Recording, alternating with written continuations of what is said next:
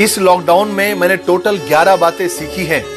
Number 1, America दुनिया का सबसे ताकतवर मुल्क नहीं है। नंबर 2, यूरोप कंट्री वाले उतने पढ़े लिखे नहीं हैं जितना वो दिखते हैं।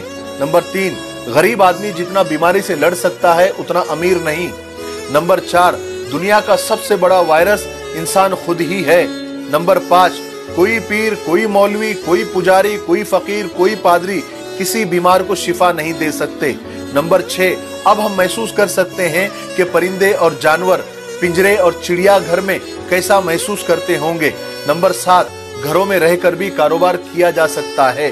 नंबर 8, हम फास्ट फूड, पिज्जा, बर्गर के बगैर भी जिंदा रह सकते हैं। नंबर 9, हम गाड़ियों के बगैर भी चल सकते हैं।